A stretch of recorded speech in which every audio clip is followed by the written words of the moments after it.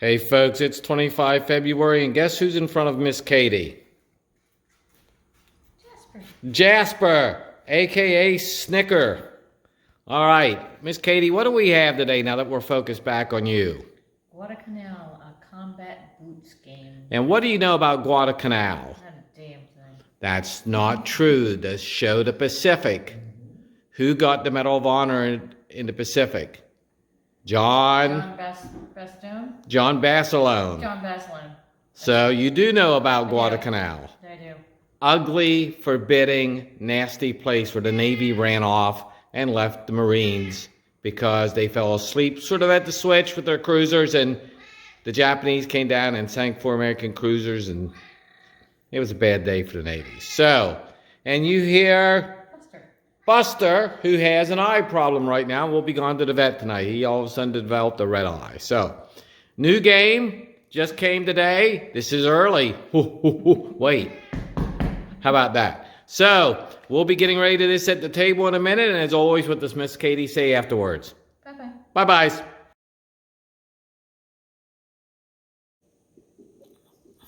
Folks, new game. As you saw Miss Katie, everybody prefers to look at versus me first.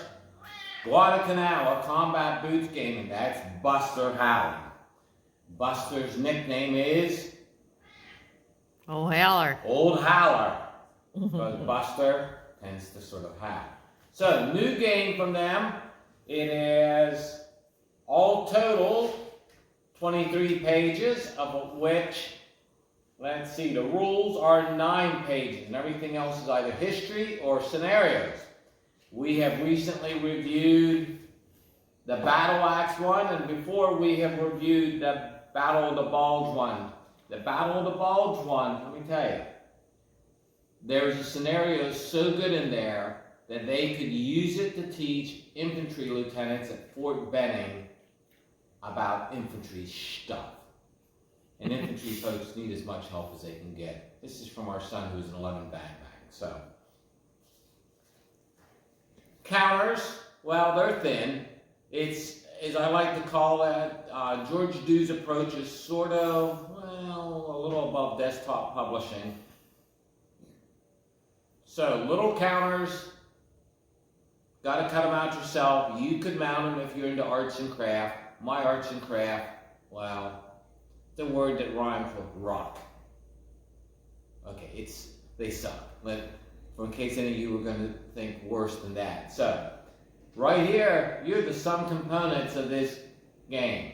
And of course, you see it's a small map, and unlike the Battle Axe map, there are no bands. There are no bands for long range. Well, there's no armor, really. There's no long range for armor as there would be in North Africa. So it's a small little map. I think it's a fairly decent little map. And it covers probably the August phase. Now let me talk to you about my favorite book that I like to use to teach with. 33 Strategies of War. It's a book y'all should buy.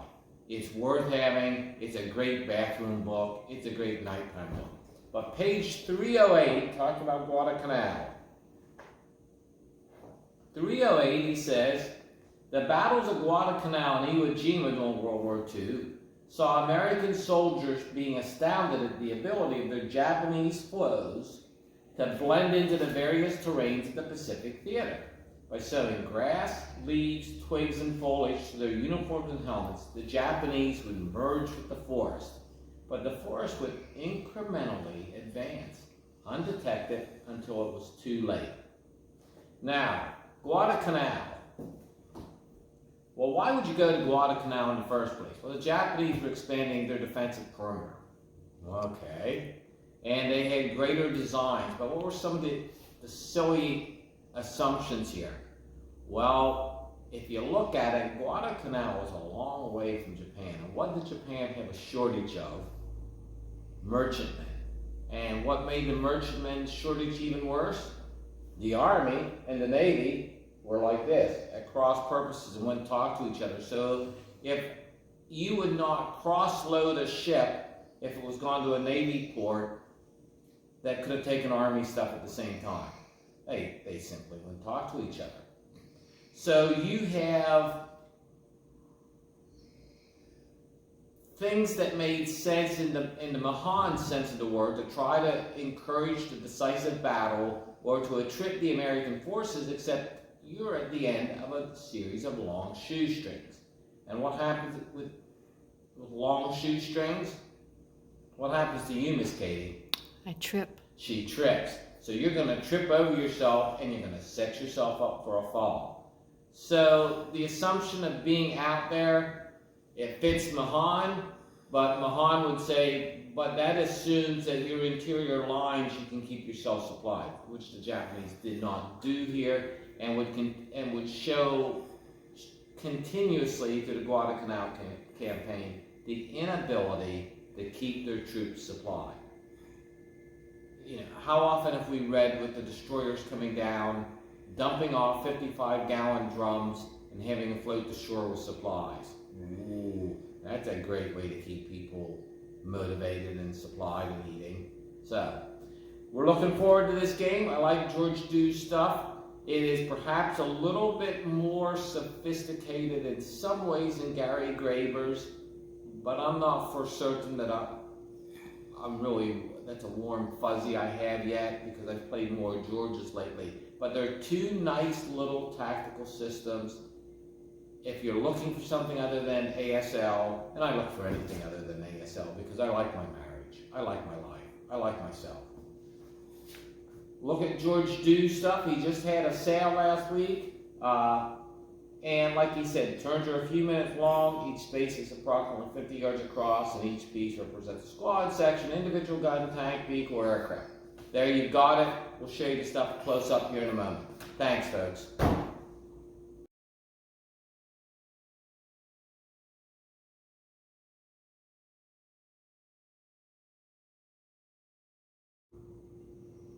All right, folks, let's look at the map here. Here's the map.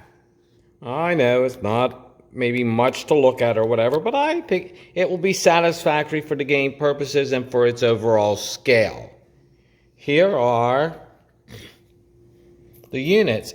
Now, everybody has a range of 6. I think many folks are going to have a range of 6 in here.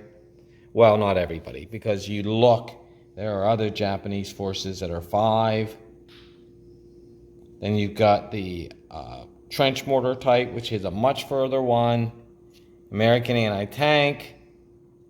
And is there American armor here? No, there's not, because there really wasn't at this point for his scale. But the Mike 1917 machine gun, American mortars, and of course our favorite, the 50 cal. Well, that's a 30 cal. I stand corrected. That is a 30 cal. But units are very much the same. This is your ability to attack. This is your ability to defend in terms of how many dice you roll. Very simple system that way. Now let's get the booklet. Of course, you look at it, we'll fold it in half, and that's a Japanese tank, isn't it? Is that a Japanese tank? No, I think that is a honey tank, come to think of it, because of the gun and the sponson box at the side. So, let's look at the rule book here, folks. And George rules George likes to color code things. So yes, firepower, survivability, and George likes to mark entrenchments with a penny. But you've got introduction, the components, game sequence, transport, line of sight, elevation. He goes ahead and shows you here, because we'll go back to the map. We see the elevation marked on the map. That makes it a lot easier, doesn't it? What I do like here, we have opportunity fire, use same combat hex, and hand-to-hand combat. His combination of using units being pinned, you can be pinned and survive, but if you get a second pin, you die. There's tank overrun, but notice there are, now I don't know about you folks here, but I don't see any tanks. But this is for his general overall rules. And we've got, what does he start with? A brush patrol. And then he's got quadrants, which is something different. So these are the quadrants. Quadrant 2, Quadrant 3, Quadrant 1, and Quadrant 4 for things to start in. So, I'm looking forward to this. I had much fun recently with Battle Axe, although Miss Frankie, she's somewhere hiding. Miss Frankie let it be known that my British playing was so dismal, she went over to the chair and went to sleep because she was humiliated that I was her owner. As always, folks, we thank you. We look forward to playing this game. And as always, we do thank you for stopping by and watching and leaving the kind comments you do. Thanks. Bye here from Smitty's in the House of Cats.